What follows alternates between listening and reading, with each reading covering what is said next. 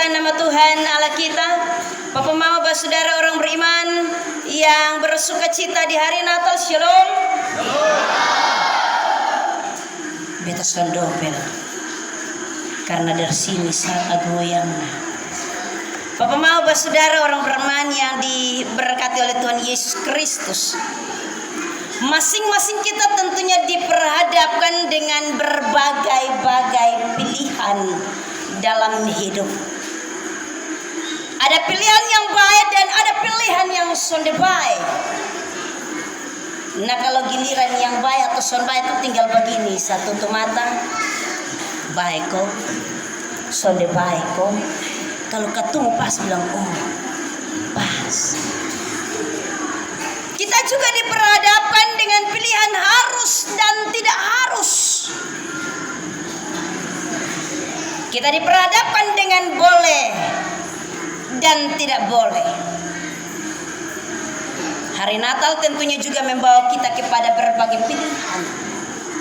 Mau pilih baju Natal ini pekerjaan yang luar biasa untuk mama-mama. Apalagi kalau dia bawa di nona yang batingka minta ampun, yang selera son sama dengan dia pi pasar impres soke. Ini hari tak putar 7 keliling di itu pasar impres hanya soal pilih baju Natal. Dia pun mama mau model yang kayak dia pun mama, tapi dia bilang sonde beson suka yang begitu. Sonde gak. Kita diberhadapkan dengan berbagai pilihan lain. Ini pagi Natal yang pertama bertepatan dengan hujan terlalu deras. Mana yang berapa orang Bapak PJ?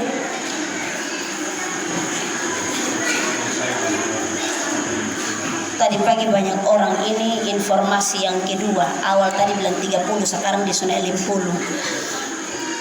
Itu juga pilihan. Bertepatan dengan hujan deras, kemudian bertepatan juga lonceng gereja berbunyi. Sampai jam 10 baru kemudian hujan berhenti. Piko sonde. Dia mulai bikin sama ke anak paut. Pi sonde. Top. Kena den bepumang. Musim hujan tarik selimut tutup sampai kepala. 1-2 jam sah. Tahu karena hujan pembawa sampai jam 10. Begitu dia bangun orang lain sepulang dari gereja. Amin. Berarti yang tadi pagi itu benar. Kok betul? Ada yang karena musim hujan dingin kemudian pitungku, kemudian bikin api, kukuruk di situ. Itu pilihan. Malam hari ini kalau gereja Manem penuh dengan jemaat Tuhan karena syukur Natal ini juga pilihan. Tidak setiap hari kita ada dalam suasana yang demikian. Bapak Mama Saudara orang beriman yang sangat diberkati oleh Tuhan Yesus Kristus. Terkadang bahwa pilihan kita akan sangat bertolak belakang dengan hati nurani dan keinginan kita. Bahkan mungkin saja keputusan dalam menentukan pilihan akan sangat beresiko atau memiliki konsekuensi lain. Tetapi kita tetap untuk harus memilih dengan berbagai-bagai alasan. Ada yang pilih karena memang dia alasan harus, tetapi ada yang sonde pilih karena dibilang suka-suka. Ada yang memilih juga Bapak Maba Saudara supaya mendapatkan rasa aman, tetapi juga ada yang mencari titik aman. Injil Lukas pasal yang kedua ayat yang pertama hingga ayat yang ke-12 menceritakan, mengisahkan tentang para majus dari timur. Terlalu jauh di Babilonia kemudian datang ke Yerusalem. Jarak bermil-mil baru sampai di Yerusalem. Perjalanan yang begitu jauh. Tetapi mereka diperhadapkan dengan pilihan. Yang pertama sudah ada nubuatan para nabi bahwa akan lahir seorang raja baru yang kemudian akan diberi nama Immanuel, Allah beserta kita. Yesaya 7 ayat 14 tadi bilang begitu. Dan tahu dari nubuatan para nabi. Yang kedua mereka mengikuti petunjuk bintang. Ini pilihan, jalan terlalu jauh. harus persiapkan bekal, harus persiapkan fisik, sehat betul-betul berjalan, jangan sampai bisa yang top dong tuh pompeo tuh bet cuma itu satu langkah jauh neo kas tinggal sandia. Mereka diperhadapkan dengan pilihan yang begitu luar biasa. Kalau berbicara soal orang Majus, ini anak sekolah minggu paling tahu. Kalau orang-orang Majus langsung cepat-cepat di pun lagu. Hai orang Majus, dari manakah engkau? Dari sebelah timur, dari sebelah timur. Apalagi kalau pas CCA dan ngomong dong nama. Benar Bapak Saudara orang beriman bahwa Injil Matius tidak mencatat dengan benar dengan sempurna nama-nama para Majus. Tetapi menurut tradisi yang selalu kita sebut 3 orang tadi, Melkior, ada kok di sini nama Melkior? Ada, tapi pasti dia sudah dipakai nama Melkior, Miki atau Eki, betul toh? Yang kedua Balsasar, ada kok yang nama Balsasar? Dia seakan pakai Balsasar, asal lebih trendy, lebih top, pakai Balsasar lain. Tak kuju panggil kasasar jujur mau jadi apa? Yang ketiga Gasper. Ada yang nama Gasper? Kita langsung tanya ke Mama Juliana. Amin. Gasper. Nah ini yang tentunya buat kotong bingung kan nama Gasper. Mau panggil gas atau per?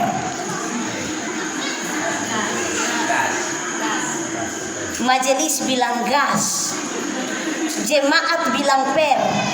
Per itu atau karena garis miring. Tentunya Bapak Saudara orang beriman bahwa ketiga orang ini tidak tercatat nama mereka di dalam Injil Matius.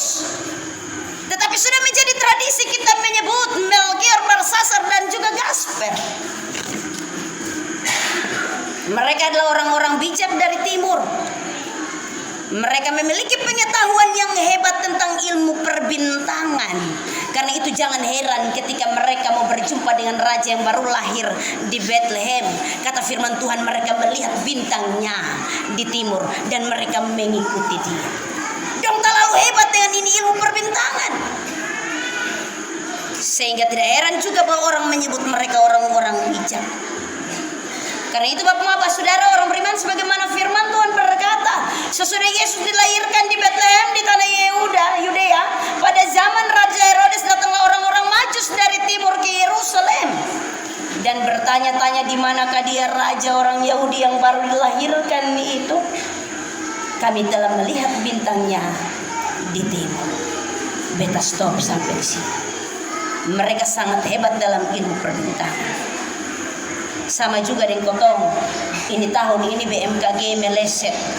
Orang-orang tua lebih ikut BMKG bilang nanti akhir November baru hujan.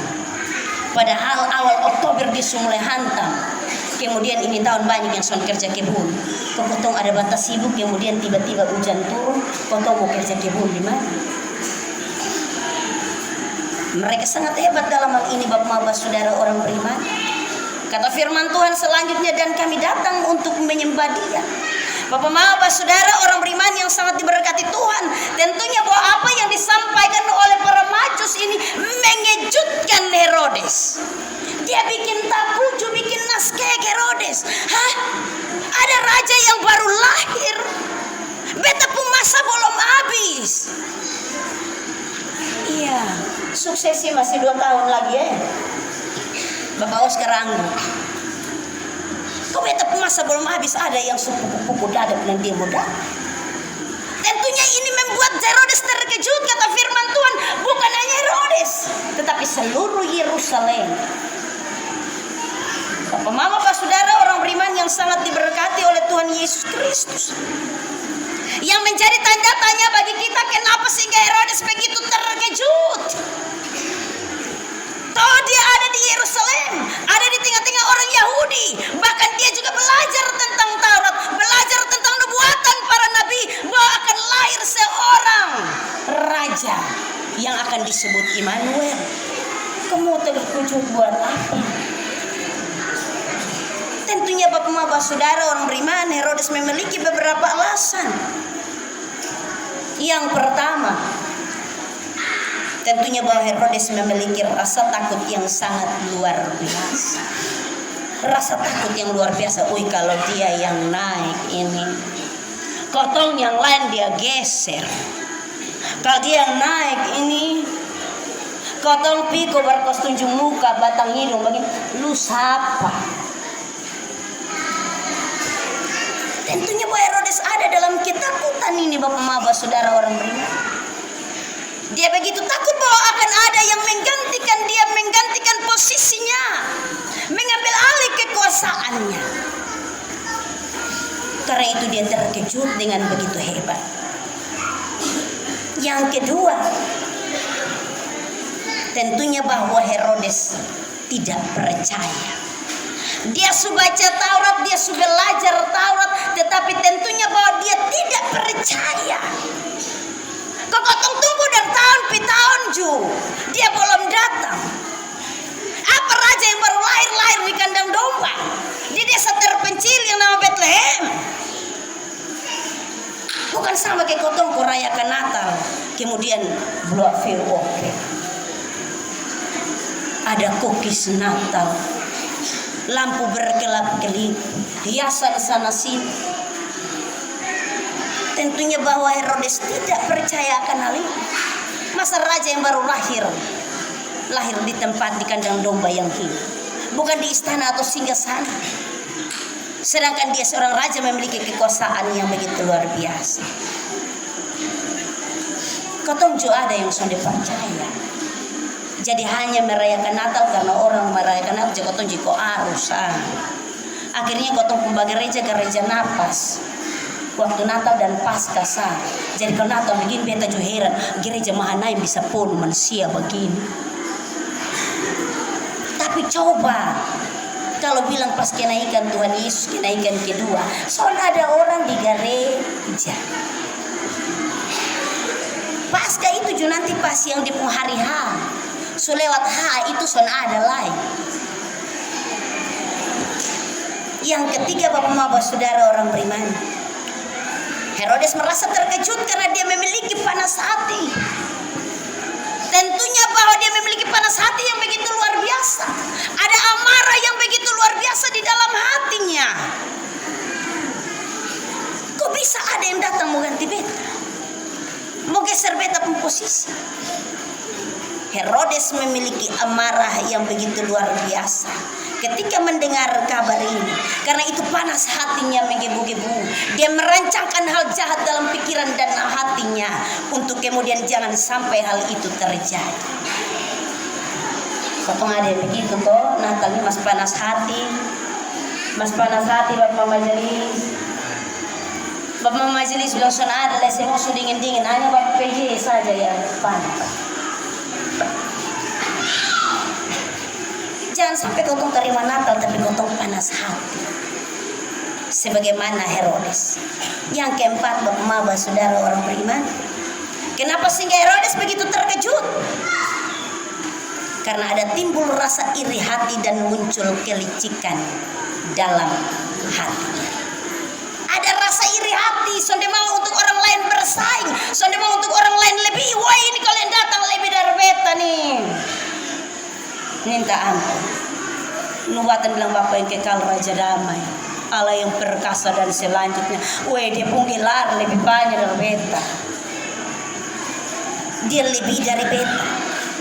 Karena itu muncul iri hati, muncul kelicikan, dia mulai merancangkan. Bapak Mama kata firman Tuhan ini tentunya Herodes dengan kelicikan, lalu dengan diam-diam Herodes memanggil orang-orang Majus itu dan dengan teliti bertanya kepada mereka, bila mana bintang itu nampak. Dia cari tahu dengan teliti. Kalau kotong pergi di klinik bersalin, bidan itu paling teliti. Di sini ada bidan Ibu Monika kok, dong paling teliti. Yang pertama nanti yang ukur nanti dia pun berat badan berapa, 3 mau dekat 4 awe. Nah, panjang berapa? Wih, sama juga di pembapa ya, tuk-tukan. Rambut airku keriting.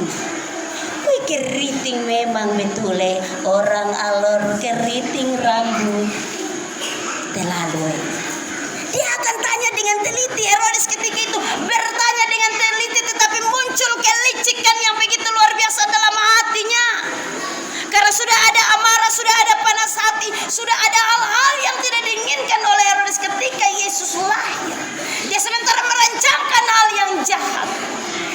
Kalau kita membaca bagian yang lain, tentunya bahwa Herodes memberi perintah membunuh semua anak-anak orang Yahudi yang baru lahir tanpa terkecuali.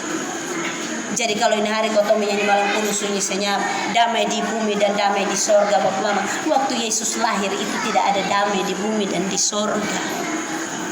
Herodes utus orang untuk bunuh anak-anak yang baru lahir dari 0 bulan sampai dengan 1 tahun.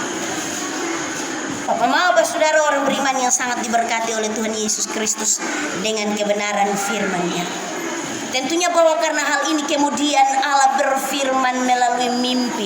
Allah menyampaikan wahyunya melalui mimpi kepada para majus. Kepada yang tadi Melkior, Balsasar dan juga Gasper. Melalui mimpi. Kotong kalau pas mimpi begitu itu apalagi bapak-bapak kalau omong soal mimpi dong senang mau mati. Sekarang masih ada kok. Masih ada yang mimpi-mimpi Yang beta selalu bilang kalau dia mimpi ame di pembapa yang susun ada, beta harus pergi di betul kuburan. Itu waktu dia pun tanggal lahir, tanggal berapa, tanggal mati, tanggal berapa. Syukur-syukur piko itu kuburan belum terhapus di pembatu nisan. Kalau sudah hapus di pembatu nisan lu pusing 7 keliling, itu angka sona ada lain. Akhirnya mau isi apa? Padahal tadi malam ada mimpi ini. Dia mimpi ketemu babi, dia bilang, wih ini hari sio babi. Padahal dia bukan mimpi kepala babi, dia mimpi ekor babi. Syukur-syukur kalau itu kepala babi dan ekor babi. Kalau dia mimpi ketemu dia pemama, dia bilang begini, kita harus isi apa? Kemudian dia tulis, sio mama.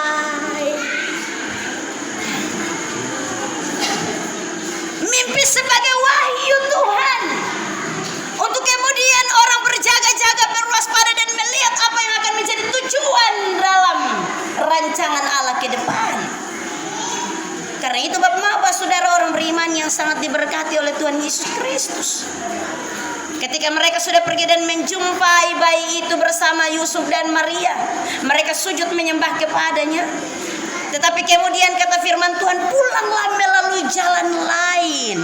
Jangan lewat lagi pergi di Herodes. Pulang melalui jalan lain. Ini merupakan pilihan bagi para majus. Pilihan. Waktu dong datang itu dong lewat tuan rumah. Begitu dong pulang lewat jendela saya. Kok lewat jalan lain? Dan tentunya Bapak saudara orang beriman bahwa ini merupakan pilihan yang sangat beresiko bagi orang majus. Yang pertama bahwa mereka sudah jalan jauh bermil-mil, kemudian baru datang dan berjumpa dengan bayi Yesus di Bethlehem. Itu resiko yang begitu luar biasa, perjalanan yang terlalu jauh. Tetapi juga yang kedua Bapak saudara orang beriman, mereka taat kepada apa yang menjadi petunjuk Allah. Ada 2 petunjuk yang tentunya disampaikan dalam bagian ini. Yang pertama bintang timur dan yang kedua adalah mimpi mereka. Orang selalu bilang bahwa mimpi harus menjadi kenyataan. Kalau kotong lebih suka banyak mimpi sana. Mimpi tapi mewujudkan juga kadang-kadang baru bisa terwujud. Para majus tentunya mengikuti petunjuk ini, mengalaminya sesuai dengan petunjuk Tuhan bagi mereka. Mengikuti bintangnya di timur dan kemudian mereka mengikuti apa yang disampaikan malaikat Tuhan melalui mimpi. Yang ketiga Bapak saudara orang beriman, dalam segala hal Yesus harus menjadi satu-satunya Tuhan dan tujuan. Perjalanan orang majus Bapak saudara orang beriman, mereka datang untuk berjumpa dengan Tuhan. yang adalah benar-benar Tuhan dan Juru Selamat, bayi Yesus yang baru lahir di kandang domba di Bethlehem, yang tentunya telah diberikan Bapaknya bagi manusia, supaya kita yang berdosa tidak binasa melainkan beroleh hidup yang kekal. Dan ini menjadi tujuan sejati Allah bagi manusia, supaya kita yang berdosa beroleh hidup kekal. Dia memberikan putra tunggalnya. Mereka bukan hanya Bapak Saudara, Yesus bukan hanya menjadi satu-satunya Tuhan dan tujuan, tetapi orang Majus juga belajar untuk memberi persembahan mereka, memberi kehidupan mereka sebagai korban persembahan yang hidup, yang kudus dan berkenan kepada Tuhan. Mereka memberikannya bagi Tuhan. Ini merupakan persembahan yang berkenan. Apakah malam hari ini ketika kita menerima Natal kita sudah hidup dan berkenan kepada Tuhan? Ataukah kita masih hidup seperti apa yang dilakukan oleh Herodes dengan berbagai-bagai rancangan jahat dalam kehidupan kita? Baku marah 7 turunan baru babai. Syukur-syukur kalau 7 turunan masih hidup. Tetapi kalau belum sampai 7 turunan tekotong pilihan di zona ada lain. Ada yang merayakan Natal dalam keadaan masih baku marah. Ada yang merayakan Natal dengan keadaan masih tersinggung. Ada yang merayakan Natal dengan tidak puas. Ada yang merayakan Natal dengan kebencian, kedengkian. Ada yang merayakan Natal dengan sakit hati, panas hati, penuh amarah. Ada yang merayakan Natal tidak mau untuk disaingi, mau untuk berkuasa sendiri. Ada yang merayakan Natal dengan mengorbankan orang lain demi memenuhi ambisi pribadi. Ada yang merayakan Natal dengan munafik. Dan tentunya bahwa ini yang dilakukan oleh Herodes. Bapak Saudara orang beriman yang sangat diberkati oleh Tuhan Yesus Kristus dengan kebenaran firman-Nya. Malam hari ini kita ada di tengah-tengah syukur Natal. Kita diperhadapkan dengan beberapa tokoh dan beberapa pribadi. Ini menjadi pilihan bagi kita. Maukah kita hidup seperti Herodes, ataukah maukah kita hidup seperti para Majus yang kemudian dengan berbagai resiko dan konsekuensi kemudian memberi diri untuk menuruti jalan Tuhan. Jalan lain yang dimaksudkan dalam hal ini Bapak Saudara adalah kita mengikuti jalan Tuhan. Dia yang berkata, akulah jalan kebenaran dan hidup. Barang siapa yang percaya kepadaku akan melihat aku. Bapak Saudara orang beriman, mari kita menyambut Natal hari ini dengan hati yang penuh sukacita, tetapi juga menerima Natal malam hari ini dengan kita meminta tuntunan Tuhan untuk kita hidup dalam jalan-jalannya. Tuhan memberkati kita dalam terang sukacita Natal. Terpujilah nama Tuhan Allah kita. Amin.